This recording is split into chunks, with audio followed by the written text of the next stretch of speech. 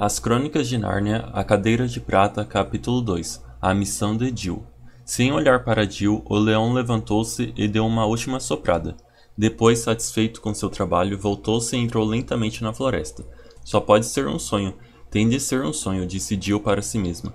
Vou acordar agorinha mesmo. Mas não era sonho. A gente nunca deveria ter atravessado o portão. Duvido que Eustáquio conheça melhor este lugar do que eu. E se conhecia, não tinha nada que me trazer para cá, sem me dizer antes como era. A culpa não é minha se ele caiu no abismo. Se tivesse me deixado em paz, não teria acontecido nada. Lembrou-se novamente do berro de Eustáquio ao cair e debulhou-se em lágrimas. Chorar funciona mais ou menos enquanto dura. Porém, mais cedo ou mais tarde é preciso parar de chorar e tomar uma decisão. Ao parar, Jill sentiu uma sede enorme. Havia chorado de cara contra o chão, mas agora estava sentada. As aves não cantavam mais. O silêncio seria total. Não fosse um barulhinho insistente que parecia vir de longe. Ouviu com atenção e teve quase certeza de que se tratava de água corrente. Levantou-se e olhou em torno. Atenta. Nenhum sinal do leão, mas com tantas árvores por ali, podia ser que ele estivesse por perto. A sede era intolerável, e ela juntou coragem para localizar a água. Na ponta dos pés, escondendo-se de árvore em árvore, espreitando por todos os cantos, avançou. A floresta estava tão quieta que não era difícil descobrir de onde vinha o ruído. Numa clareira corria o riacho, brilhante como um espelho. Apesar da visão da água multiplicar sua sede, não correu logo para beber. Ficou paradinha como se fosse de pedra, boca aberta.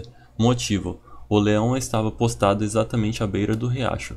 Cabeça erguida, patas dianteiras esticadas, não havia dúvida de que a vira, pois olhou dentro dos olhos dela por um instante e virou-se para o lado, como se a conhecesse há muito tempo e não precisasse dar-lhe muita atenção. Ela pensou: se eu correr, ele me pega, se eu ficar, ele me come. De qualquer forma, mesmo que tivesse tentado, não teria saído do lugar. Não tirava os olhos de cima do leão. Quanto tempo durou isso, não saberia dizer. Pareciam horas. A sede era tão forte que chegou a pensar que pouco se importaria em ser comida pelo animal, desde que desse tempo de beber um bom gole. Se está com sede, beba. Eram as primeiras palavras que ouvia desde que Eustáquio falara com ela, à beira do abismo. Por um segundo procurou descobrir quem falara. A voz voltou. Se está com sede, venha e beba.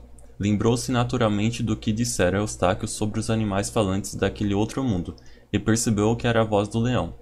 Não se parecia com a voz humana, era mais profunda, mais selvagem, mais forte. Não ficou mais amedrontada do que antes, mas ficou amedrontada de um modo diferente. Não está com sede? Perguntou o leão. Estou morrendo de sede, então beba. Será que eu posso? Você podia arredar um pouquinho para lá enquanto eu mato a sede? A resposta do leão não passou de um olhar e um rosnado baixo. Jill se deu conta disso ao defrontar ao corpazil, como pedir uma montanha que saísse do seu caminho. O delicioso murmúrio do riacho era de enlouquecer. Você promete não fazer nada comigo se eu for? Não prometo nada, respondeu o leão. A sede era tão cruel que Jill deu um passo sem querer. Você come meninas? Perguntou ela. Já devorei meninos e meninas, homens e mulheres, reis e imperadores, cidades e reinos, respondeu o leão, sem orgulho, sem remorso, sem raiva, com a maior naturalidade. Perdi a coragem, suspirou Jill. Então vai morrer de sede. Oh, que coisa mais horrível, disse Jill, dando um passo à frente. Acho que vou ver se encontro outro riacho. Não há outro, disse o leão. Jamais passou pela cabeça de Jill duvidar do leão. Bastava olhar para a gravidade de sua expressão. De repente tomou uma resolução. Foi a coisa mais difícil que fez na vida, mas caminhou até o riacho, ajoelhou-se e começou a apanhar água na concha da mão. A água mais fresca e pura que já havia bebido. E não era preciso beber muito para matar a sede. Antes de beber, havia imaginado sair em disparada logo depois de saciada. Percebia agora que seria a coisa mais perigosa e ergueu-se de lábios ainda molhados. Venha cá, disse o leão, e ela foi.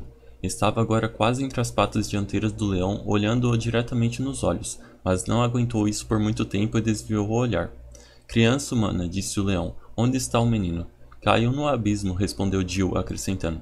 Senhor, não sabia como tratá-lo e seria uma desfeita não lhe dar tratamento algum. Como foi isso? Ele estava querendo me segurar para eu não cair. Por que você chegou tão perto do abismo, criança humana? Eu queria fazer bonito, senhor. Gostei da resposta, criança. Não faça mais isso. Pela primeira vez a face do leão mostrou-se um pouco menos severa. O menino está bem, foi soprado para Nárnia. A sua missão é que ficou mais difícil. Qual missão, por favor? A missão que me fez chamá-los aqui, fora do mundo de vocês. Jill ficou intrigadíssima, achando que o leão a tomava por outra pessoa. Não tinha coragem de revelar isso, apesar de sentir que podia dar numa confusão medonha.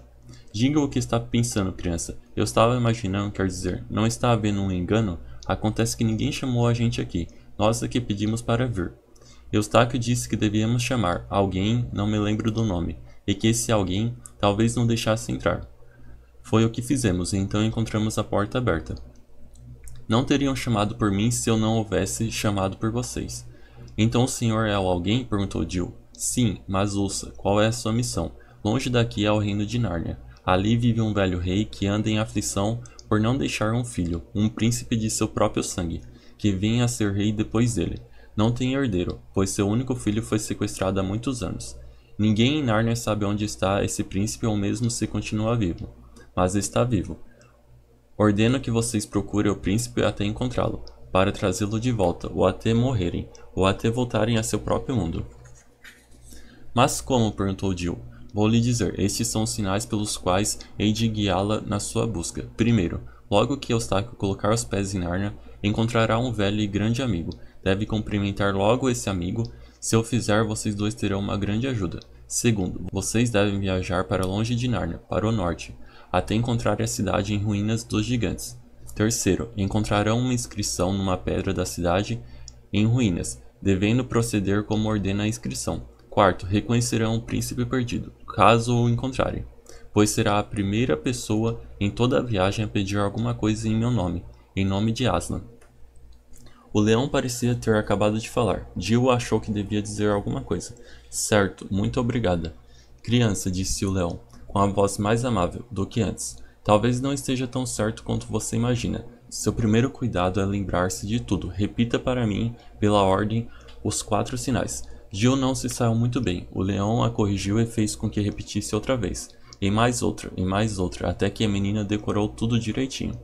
Mostrava-se pacientíssimo, e Jill teve a coragem de perguntar. Por favor, como é que eu vou para Nárnia? De sopro, vou soprá-la para o oeste como soprei Eustáquio. Será que eu chego a tempo de contar-lhe o primeiro sinal? Aliás, acho que isso não tem importância. Se ele encontrar um velho amigo, fatalmente irá falar com ele. É ou não é? Você não tem tempo a perder. Tem de ir imediatamente. Venha. Caminhe até a beira do abismo.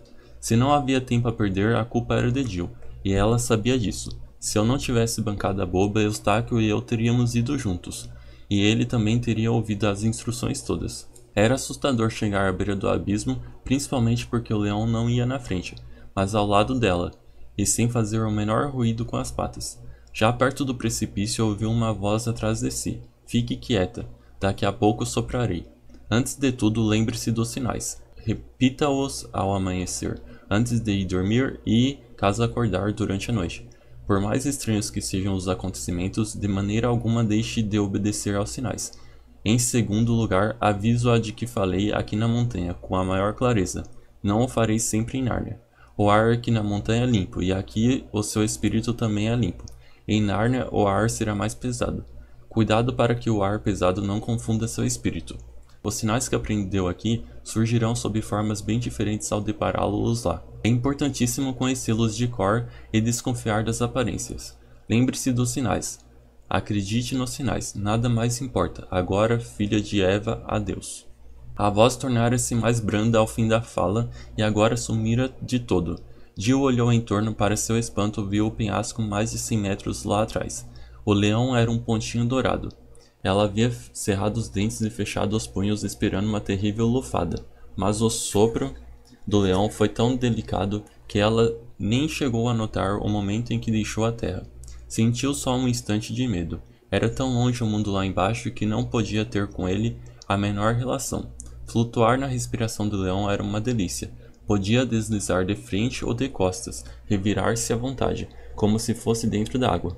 Não havia vento e o ar era cálido, sem barulho e sem turbulência. Era uma sensação bem diferente do que a de viajar de avião. Parecia mais como uma viagem de balão, até melhor. Mas Jill nunca entrara no balão. Ao olhar para trás, pôde avaliar a altura da montanha, onde estivera. Perguntava a si mesma como uma montanha tão colossal não estava coberta de neve e gelo. Essas coisas deviam ser diferentes naquele mundo. Olhando para baixo, não podia distinguir se estava flutuando sobre o mar ou sobre a terra. Tão alta estava. Nossa, os sinais, disse subitamente, melhor repeti-los. Passou por um estado de pânico durante 2 segundos, mas ainda era capaz de dizer os sinais com perfeição. Estava tudo bem, pensou, recostando-se no ar como se fosse um sofá e dando um suspiro de satisfação. Bem, disse Jill para si mesma, algumas horas mais tarde. Devo confessar que dormi. Dormi no ar, veja só. Será que isso já aconteceu a alguém no mundo? Acho que não. Ora, bolas, vai ver que o Eustáquio também dormiu. Nessa mesma rota, só um pouquinho antes de mim. Vou dar uma espiada lá embaixo. Parecia uma vasta planície azul escura. Não se percebiam montes, mas havia coisas esbranquiçadas que se moviam devagar. Devem ser nuvens, pensou, mas muito maiores que as do abismo. São maiores porque estão mais perto. Devo estar indo para baixo. Que sol chato! O sol que estava lá no alto no começo da viagem feria-lhe os olhos, baixando à sua frente. Eustáquio tinha razão quando disse que Jill, não sei se as meninas em geral, não era muito entendida em pontos cardeais. Se eu fosse, ao sentir o sol nos olhos, deveria saber que viajava na direção oeste. Mirando a planície azul lá embaixo, notou que existiam aqui e ali uns pontos bem brilhantes, mais pálidos. É o mar, pensou, os pontos devem ser ilhas, e eram. Teria sentido inveja se soubesse que Eustáquio já havia apreciado aquelas ilhas de um navio, e até percorrido uma ou outra.